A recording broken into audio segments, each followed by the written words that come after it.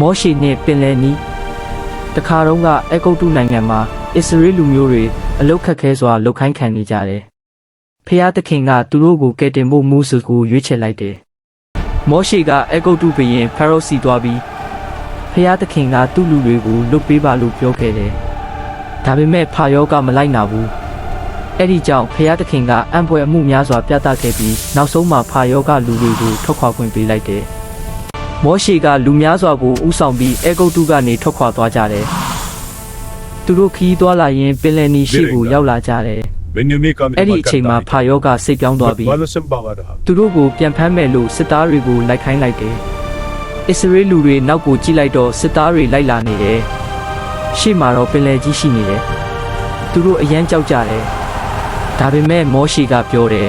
။မကြောက်ပါနဲ့ဖျားသခင်ကကျွန်တော်တို့ကိုကယ်တင်မယ်လို့ပြောခဲ့တယ်။ပြီးတော့မောရှိကသူ့ရဲ့လန်တန်းကိုပင်လယ်ဘက်ကိုတင်လိုက်တယ်။အဲ့ဒီအချိန်မှာဖျားသခင်ကလေပြင်းတိုက်စီလိုက်ပြီးပင်လယ်ရေကိုနှစ်ဖက်ခွဲလိုက်တယ်။ပင်လယ်အလယ်မှာလမ်းတစ်လမ်းပေါ်လာတယ်။မောရှိနဲ့လူတွေကအဲ့ဒီလမ်းကနေလုံခြုံစွာဖြတ်တန်းသွားနိုင်ခဲ့တယ်။ဖာရောရဲ့စစ်သားတွေကလည်းအဲ့ဒီလမ်းထဲကိုလိုက်လာကြတယ်။ဒါပေမဲ့လူတွေအားလုံးဖြတ်သွားပြီးတဲ့အခါပင်လယ်ရေကပြန်ပိတ်သွားတယ်။ဖာရောရဲ့စစ်သားတွေမလိုက်နိုင်တော့ဘူး။လူတွေအားလုံးပျော်ရွှင်ပြီးဖျားသခင်ကိုကျေးဇူးတင်ကြတယ်။သင်ခန်းစာမောအောင်ဖျားသခင်ကိုယုံကြည်ရင်အခက်အခဲကြီးတွေကိုလည်းကျော်နိုင်ပါတယ်